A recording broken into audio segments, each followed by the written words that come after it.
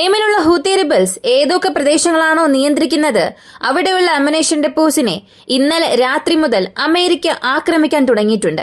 April മാസം തുടങ്ങിയ അന്നു മുതൽ 3 തവണ ഹൂത്തി റിബൽസിനെതിരായിട്ടുള്ള ആക്രമണം അമേരിക്ക ചെയ്തിട്ടുണ്ട്. ഈ 3 തവണയും $1.3 ബില്യൺ വിലമതിക്കുന്ന ആയുധങ്ങളാണ് അമേരിക്ക ഹൂത്തി റിബൽസിനെതിരെ ഉപയോഗിച്ചത്. എന്നാൽ ഇതിന്റെ ഫലം എന്താണെന്ന് അറിയണ്ടേ? എത്രത്തോളം പ്രശ്നം ഹൂത്തി റിബൽസിന് നൽകണം എന്ന് അമേരിക്ക ചിന്തിച്ചോ അതിൽ ഒരു പകുതി മാത്രമേ അവരെ കൊണ്ട് പൂർത്തിയാക്കാൻ സാധിച്ചുള്ളൂ. അതിലും കൂടുതൽ പെനട്രേഷൻ നടത്താൻ സാധിച്ചിട്ടില്ല. ഹൂത്തി റിബൽസിന്റെ അമ്മുനേഷൻ ഡെപ്പോസിനെ ഈ അമേരിക്ക കൊണ്ട് പൂർണ്ണമായും തൊടാൻ സാധിച്ചിട്ടില്ല. പക്ഷെ അമേരിക്കയുടെ 3 MQ-9 റീപ്പർ ഡ്രോൺസിനെ വെറും 72 മണിക്കൂറിനുള്ളിൽ ഹൂത്തി റിബൽസ് ആക്രമിച്ചു നശിപ്പിച്ചു. കൂടാതെ നേരിട്ട് ഹോമോസിൽ GPS ജാമിങ്ങും ഇറാൻ ചെയ്യാൻ തുടങ്ങിയിട്ടുണ്ട്. ഇവയെല്ലാം ഈ വീഡിയോയിലൂടെ വിശദമായി അറിയാം.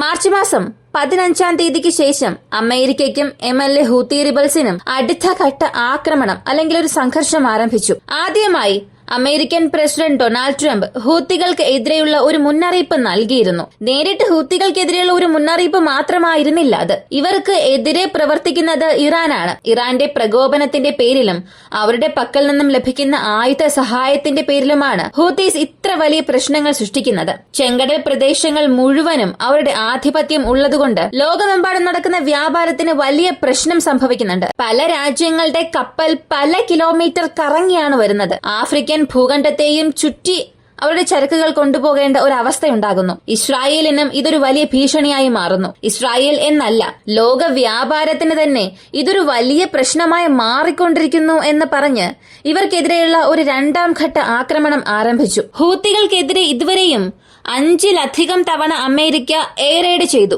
എയർക്രാഫ്റ്റിലൂടെ മാത്രം അല്ല, അവരുടെ ബോംബർ ഫ്ലീറ്റിനെയും ഉപയോഗിച്ച് 5 തവണയിലധികം അവരുടെ എയർ റെയ്ഡ് ചെയ്തിട്ടുണ്ട്. ഇതിൽ അടുത്തിടെ സംഭവിച്ചത് നോക്കിയാൽ ബ്രിട്ടന്റെ നിയന്ത്രണത്തിലുള്ള ഡിയാഗോ ഗാസിയിലെ അമേരിക്കൻ ബോംബർ ഫ്ലീറ്റിൽ നിന്നും ഹൂത്തികൾക്കെതിരെ നടത്തിയ ഒരു ആക്രമണം. ഈ മാസം തുടങ്ങിയത് മുതൽ ഇതുവരെ 3 തവണ ആക്രമിച്ചു എന്ന് നമുക്കറിയാം. ആ 3 തവണയും $1 ബില്യൺ കൃത്യമായി പറഞ്ഞാൽ 1.3 ബില്യൺ വരെയും ചിലവായിട്ടുണ്ട്. ഇതിൽ അമേരിക്ക കൂടുതലായും ഉപയോഗിക്കുന്ന ബോംബുകൾ ഏതാണെന്ന് നോക്കിയാൽ GBU സീരീസിലുള്ള ബോംബ്സ് ആണ്. ഈ GBU സീരീസ് ബോംബ്സ് മാത്രമല്ല, അമേരിക്ക B2 ബോംബേഴ്സിൽ നിന്നും JSSM കൂടാതെ JSOW സീരീസിലുള്ള ഗ്ലൈഡ് ബോംബ്സുകളും ഉപയോഗിക്കുന്നുണ്ട്.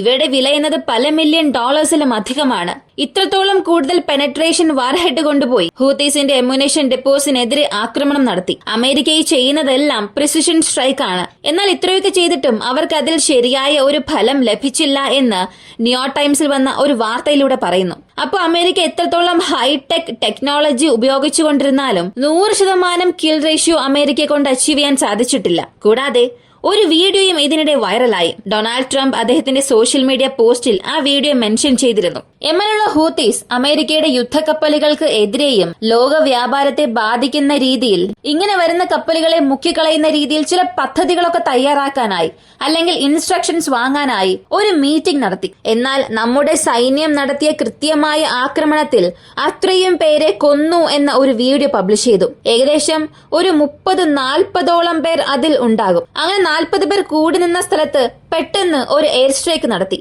മുകളിൽ നിന്നും ഒരു ബോംബ് താഴെ എറിയുന്നു. പൂർണ്ണമായും ആ സ്ഥലം നശിച്ചു. അതിൽ ഒരാൾ പോലും രക്ഷപ്പെടാനുള്ള സാധ്യതയേയില്ല. ഇതെല്ലാം അമേരിക്കയുടെ റെക്കോണിസൻസ് ഡ്രോണിലൂടെ ഫൂട്ടേജായി എടുക്കുകയും അത് പുറം ലോകത്തിലേക്ക് അയക്കുകയും ചെയ്തു. എന്നാൽ ഇതിനെ ഹൂത്തി റിബൽസ് പറഞ്ഞത്, ഇവർ ആരും ഞങ്ങളുടെ സംഘടനയിൽ ഉള്ളവരെ അല്ല. യമനിൽ പല സംഘടനകളുണ്ട്, പല ട്രൈബൽ ഗ്രൂപ്പ്സ് ഉണ്ട്. അതിൽ ഒരു ട്രൈബൽ ഗ്രൂപ്പ്സ് അവരുടെ പ്രാർത്ഥനയ്ക്ക് വേണ്ടിയാണ് അവിടെ കൂടിയത്. ഈ സ്ട്രൈക്ക് നടക്കുന്നതിന് മുൻപ് തന്നെ ആ ഗ്രൂപ്പ് എടുത്ത ഒരു ഫൂട്ടേജ് അവർ റിലീസ് ചെയ്തിരുന്നു. അതിൽ അങ്ങനെ ആരുടെ പക്കലും ആയുധങ്ങളൊന്നും ഇല്ല. അങ്ങനെയാണെങ്കിൽ ഇവിടെ ഇന്നസെന്റ് സിവിലിയൻസിനെയാണ് അമേരിക്ക കൊന്നത്. പകരം അവരെ ഹൂത്തി റിബൽസ് ആണെന്ന് പറയുകയും ചെയ്യുന്നു. ഇവിടെയുള്ള ഒരുപാട് ഗ്രൂപ്പുകളുടെ പ്രാർത്ഥനകൾ ഇതുപോലെ പൊതുസ്ഥലങ്ങളിൽ ഓവൽ ഷേപ്പിലായിരിക്കും നടക്കുക. അതിൽ കൊല്ലപ്പെട്ടവരാരും ഞങ്ങളുടെ സംഘടനയിൽ ഉള്ളവർ അല്ല എന്ന് പറഞ്ഞ് അമേരിക്കയ്ക്കെതിരെ ഒരു വിമർശനം നടത്തി. അപ്പോ ഇതിൽ അമേരിക്ക പറഞ്ഞത് സത്യമാണോ അല്ലെങ്കിൽ ഹൂത്തി റിബൽസ് പറഞ്ഞത് സത്യമാണോ എന്നൊന്നും അറിയില്ല. എന്നാൽ ആ ഒരു സ്ട്രൈക്കിന്റെ ഇമ്പാക്റ്റിൽ കുറഞ്ഞത് ഒരു 30-ലധികം പേർ അല്ലെങ്കിൽ ഒരു 40 പേരിലധികം മരിച്ചിരിക്കാനും സാധ്യതയുണ്ട്. അത്രയും പേർ ആ സ്ഥലത്ത് കൊല്ലപ്പെട്ടിട്ടുണ്ട്. ഇതുവരെയും ഈ 3 ദിവസത്തെ കണക്കെടുത്ത് നോക്കിയാൽ 67-ലധികം പേർ അമേരിക്കയുടെ വ്യോമാക്രമണത്തിൽ കൊല്ലപ്പെട്ടിട്ടുണ്ട്. ഇതിന് പകരം വീട്ടുന്ന രീതിയിൽ ഹൂതീസ് ചെയ്യാൻ തുടങ്ങിയത് 3 MQ-9 റീപ്പർ ഡ്രോൺസിനെ 72 മണിക്കൂറിനുള്ളിൽ, കൃത്യം പറഞ്ഞാൽ 3 ദിവസത്തിൽ തന്നെ ഡൗൺ ചെയ്തു. ഇത് പെന്റഗണും ഒഫീഷ്യലായി അംഗീകരിച്ചു. US സെൻട്രൽ ഗവൺമെന്റും ഒഫീഷ്യലായി അംഗീകരിച്ചു. ഈ ഹമാസ് ഇസ്രായേൽ യുദ്ധം തുടങ്ങിയ അന്ന് മുതൽ 17 MQ-9 റീപ്പർ ഡ്രോൺസ് ഹൂതീസ് കാരണം ആദ്യം ഡൗൺ ചെയ്തിട്ടുണ്ട്. ഇത് വളരെ ഹ്യൂജായ ഒരു കോസ്റ്റ് തന്നെയാണ്. അതും 3 ദിവസത്തിൽ ഇത്രത്തോളം കൂടുതൽ ഡ്രോൺസിനെ നഷ്ടപ്പെടുത്തുമ്പോൾ അത് ഹൂതീസിന് എത്രത്തോളം പ്രശ്നമാണോ ഉണ്ടാക്കുക, അത്രത്തോളം പ്രശ്നം തന്നെ അമേരിക്കൻ സൈന്യത്തിന് ഉണ്ടാക്കുന്നുണ്ട്. അമേരിക്കയുടെ പക്കൽ പണം അധികമാണ്, അല്ലെങ്കിൽ MQ-9 റീപ്പർ ഡ്രോൺസ് ഒരുപാട് ഉണ്ടെങ്കിലും അവർക്ക് ഒരുപാട് രാജ്യങ്ങളുമായി കരാറുമുണ്ട്. എന്തിന്? ഇന്ത്യ പോലും നാവൽ വേരിയന്റ് വാങ്ങണം എന്നുള്ള ഒരു കരാറുണ്ടാക്കി. ഏകദേശം 30-ലധികം ഡ്രോൺസ് വാങ്ങണം എന്നുള്ള ഒരു കരാറുണ്ട്. ഹൂതീസിന്റെ പക്കൽ ടെക്നോളജി ഒന്നും തന്നെ ഇല്ല. 90-കൾ വരെ നോക്കിയാൽ ആംഡ് ഗ്രൂപ്പ് വളരെ കുറവായിരുന്നു. 2000-ൽ ഈ സർക്കാർ ഏറ്റെടുക്കുന്നത് വരെയും അങ്ങനെ തന്നെയായിരുന്നു. പിന്നീട് തലസ്ഥാനത്തെ പിടിച്ചെടുക്കുകയും ഒരു പ്രത്യേക പ്രദേശം അവരുടെ നിയന്ത്രണത്തിലേക്ക് കൊണ്ടുവരികയും ചെയ്തു. ഇതിനുശേഷമാണ് ഇറാന്റെ ഗെയിം പ്ലാൻ അകത്തേക്ക് വരികയും അവരുടെ പക്കൽ ഒരു മോഡേൺ ആർസനൽ വരുന്നത്. പ്രത്യേകം പറഞ്ഞാൽ 398 മിസൈൽസ്, ലോയിറ്റർ അമ്യൂണിഷൻസ്, ഇവയെല്ലാം ഇറാന്റെ പക്കൽ നിന്നാണ് വന്നത്. എന്നാൽ ഇപ്പോഴും നോക്കിയാൽ ഹൂത്തി റിബൽസിന്റെ പക്കൽ അമേരിക്കൻ ടെക്നോളജി അല്ലെങ്കിൽ അമേരിക്കയുടെ മിസൈൽസിനെ ഡിഫണ്ട് ചെയ്യുന്ന രീതിയിൽ പ്രതിരോധ സിസ്റ്റംസ് ഒന്നും തന്നെ ഇല്ല. ആ ഒരു സാഹചര്യത്തിൽ 50,000 അടി ഉയരത്തിൽ പറക്കുന്ന ഒരു MQ-9 റീപ്പർ ഡ്രോണിനെ വെടിവെച്ച് വീഴ്ത്തുക ഒരു സാധാരണ ടാസ്കേ അല്ല. ഇതിനെ ടെക്നോളജിക്കലി പറയണമെങ്കിൽ MQ-9 ഒരുപാട് ഗുണങ്ങളുണ്ട്. കൂടുതൽ ഉയരത്തിൽ പറക്കാൻ സാധിക്കും. അതിന്റെ സ്പീഡ് അതിന് വളരെ അഡ്വാൻറ്റേജ് ആണ്. പ്രിസിഷൻ സ്ട്രൈക്ക്, അതിന്റെ ക്യാമറ ഇൻപുട്ട്, ഇതെല്ലാം വലിയൊരു നേട്ടമാണ്. എന്നാൽ അതിലും ചില കോട്ടമുണ്ട്. ഇപ്പോ ജാമിങ്ങിനെ സംബന്ധിച്ച് ഹൂത്തി റിബൽസ് കൂടുതൽ ജാമിംഗ് ചെയ്യാൻ തുടങ്ങിയിട്ടുണ്ട്. ഈ MQ-9 റീപ്പർ ഡ്രോൺ പ്രവർത്തിക്കണമെങ്കിൽ അതിന് സാറ്റലൈറ്റ് കമ്മ്യൂണിക്കേഷൻ ആവശ്യമാണ്. അതിന് ടാർഗറ്റ് കോർഡിനേറ്റ്സും ആവശ്യമാണ്. ഹൂത്തീസ് ഇവിടെ വളരെ എഫക്റ്റീവായി ജാമിംഗ് ചെയ്യുമ്പോൾ ആ ഡ്രോണിന് ആവശ്യമായ ഇൻപുട്ട് ലഭിക്കുന്നില്ല. ഇങ്ങനെ ഡ്രോണിന് ആവശ്യമായ ഇൻപുട്ട് ലഭിക്കാതെ വരുമ്പോൾ സ്വാഭാവികമായി അതിന്റെ പാത്ത് മിസ്സാവുകയും ആറ്റിറ്റ്യൂഡ് കുറഞ്ഞ് താഴേക്ക് വീഴുമ്പോൾ അതിനെ വെടിവെച്ച് വീഴ്ത്തുന്നു. ഇതാണ് ആദ്യത്തെ മെക്കാനിസം. രണ്ടാമത്തേത് ഈ ഡ്രോണിന്റെ പ്രെഡിക്റ്റബിൾ ഫ്ലൈറ്റ് പാത്ത് ആണ്. ഒരു പക്ഷേ എവിടെയെങ്കിലും വിഷ്വലി ഈ ഡ്രോണിനെ കണ്ടുപിടിച്ചാൽ, അല്ലെങ്കിൽ ഹൂത്തീസിന്റെ പക്കൽ പഴയ എയർ ഡിഫൻസ് സിസ്റ്റം ഉണ്ടല്ലോ, അതിന്റെ റഡാറിൽ ഏതെങ്കിലും ഒരു സ്ഥലത്ത് ഇതിനെ കണ്ടെത്തിയാൽ ഈ ഡ്രോൺ അടുത്ത് എവിടെ വരുന്നു എന്നുള്ളത് കണ്ടെത്തും. അതിന്റെ പാത്ത് പ്രെഡിക്റ്റ് ചെയ്യുകയും അവരുടെ പക്കലുള്ള ഡിവൈസസ് വഴി തന്നെ, മാൻ പോർട്ടബിൾ ഡിവൈസസ് വഴിയും അതിനെ ആക്രമിച്ചിട്ടുണ്ട്. വീണ്ടും അവരുടെ പക്കലുള്ള ground based air defence system വഴിയും ഈ ഡ്രോൺസിനെ വീഴ്ത്തിയിട്ടുണ്ട്. അപ്പോ 3 ദിവസത്തിൽ അമേരിക്കയ്ക്ക് ഇങ്ങനൊരു ഡ്രോണിനെ നഷ്ടപ്പെട്ടത് അമേരിക്കയ്ക്ക് വലിയ കാര്യം അല്ല. കാരണം അവരുടെ പക്കൽ വലിയൊരു ആഴ്സണൽ തന്നെ ഉണ്ട്. എന്നാൽ വെറും ലിമിറ്റഡ് കപ്പാസിറ്റി മാത്രമേയുള്ളൂ എന്ന് പറഞ്ഞ് ഹൂത്തീസിനെ അവർ അണ്ടർ വാല്യൂ ചെയ്യുകയാണ്. എന്തായാലും ഹൂത്തീസിനെ കൊണ്ട് അമേരിക്കയെ എതിർത്ത് ജയിക്കാൻ കഴിയില്ല, അത് നമുക്കറിയാവുന്ന കാര്യമാണ്.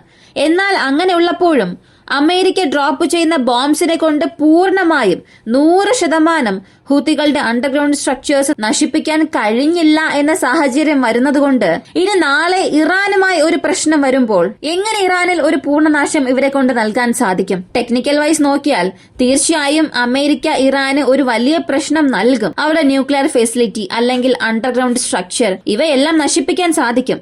എന്നാൽ അത് എത്രത്തോളം പെട്ടെന്ന് ചെയ്യാൻ സാധിക്കും, അല്ലെങ്കിൽ എത്രത്തോളം ഷോർട്ടസ്റ്റ് പീരീഡിൽ ചെയ്യാൻ കഴിയും എന്നുള്ളത് ഒരു വലിയ ചോദ്യമാണ്. ഇനി അവരുടെ തന്ത്രം മാറുന്നതനുസരിച്ച്, അല്ലെങ്കിൽ അവരുടെ പക്കൽ സീക്രട്ട് വെപ്പൺ വരുന്നതനുസരിച്ച് സ്ട്രാറ്റജി, ഇതിനെ അടിസ്ഥാനമാക്കിയായിരിക്കും ഈ ഒരു സംഘർഷത്തിന്റെ ഫലം തന്നെ മാറുക. അടുത്ത് ഡിയാഗോ ഗാർസിയോ ചിറ്റി, അമേരിക്കയുടെ വളരെ പ്രധാനപ്പെട്ട ഏജിസ് എക്യുപ്ഡ് ഡെസ്ട്രോയറായ USS വിംഗ് DTG-108 ഇത് അതിന്റെ പാട്രോളിംഗ് നടത്തുകയായിരുന്നു. കാരണം ഈ ഒരു ബേസ് എന്നത് ഇറാന്റെ സ്ട്രൈക്ക് റേഞ്ചിന് പുറത്താണുള്ളത്. എങ്കിലും ഒരു പ്രശ്നം വരാൻ പാടില്ല എന്നതിനു വേണ്ടി, അമേരിക്കൻ ബേസസിന് യാതൊരു ഭീഷണിയും വരാൻ പാടില്ല എന്നതിനു വേണ്ടി ചില മുൻകരുതലുകൾ അവർ എടുക്കുന്നുണ്ട്. ഇതിനകം ആ കപ്പൽ അവിടെ ഉണ്ടായിരുന്നോ, അല്ലെങ്കിൽ ഇപ്പോഴാണോ അവിടെ വന്നത് എന്ന് ചോദിച്ചാൽ കഴിഞ്ഞ 2 ആഴ്ചയ്ക്കുള്ളിൽ അമേരിക്കയുടെ ഏതൊരു ഡെസ്ട്രോയർ കപ്പലും അവിടെ സ്പോട്ട് ചെയ്തിട്ടില്ല.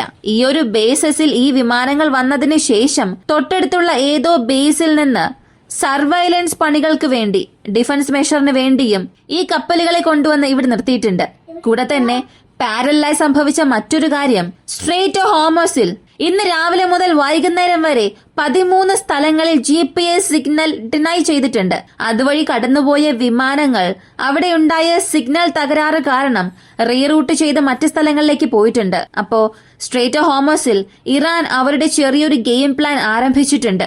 സ്ട്രെയ്റ്റ് ഓഫ് ഹോർമസ് പൂർണ്ണമായും ഇറാൻ അവിടെ ബ്ലോക്ക് ചെയ്യുകയാണെങ്കിൽ അകത്തുള്ള അമേരിക്കയ്ക്കായാലും അല്ലെങ്കിൽ അതിനു ചുറ്റുമുള്ള അത്രയും രാജ്യങ്ങൾക്കായാലും ഒരു വലിയ എക്കണോമിക് ബ്ലോക്കേഡ് തന്നെ സൃഷ്ടിക്കാൻ സാധിക്കും. പക്ഷെ ഇറാൻ അത് അത്രത്തോളം എഫക്റ്റീവായി ചെയ്യുമോ, അല്ലെങ്കിൽ ഇറാൻ ചെയ്യുന്നതുവരെയും അമേരിക്ക നോക്കിയിരിക്കുമോ? ഇതൊക്കെ വലിയൊരു ചോദ്യം തന്നെയാണ്. ഈ ഒരു വീഡിയോയെ കുറിച്ചുള്ള നിങ്ങളുടെ അഭിപ്രായം എന്താണ്? പ്രധാനമായും അമേരിക്ക ഇതുവരെയും 7ലധികം ഡ്രോൺസിനെ നഷ്ടപ്പെടുത്തി. ഇത് അമേരിക്കയ്ക്ക് സത്യത്തിൽ വലിയൊരു കോസ്റ്റ്ലി അല്ല, കാരണം അവരുടെ പക്കലുള്ള ആർസനൽ അത്രത്തോളം വലുതാണ്.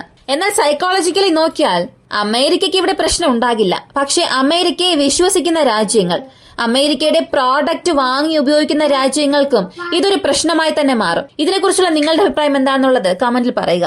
ഇങ്ങനെയുള്ള വീഡിയോസിന് താല്പര്യമുള്ളവരാണ് നിങ്ങളെങ്കിൽ ഇപ്പോൾ തന്നെ നമ്മുടെ ചാനൽ സബ്സ്ക്രൈബ് ചെയ്യുക. മറ്റൊരു വീഡിയോയുമായി വീണ്ടും കാണാം.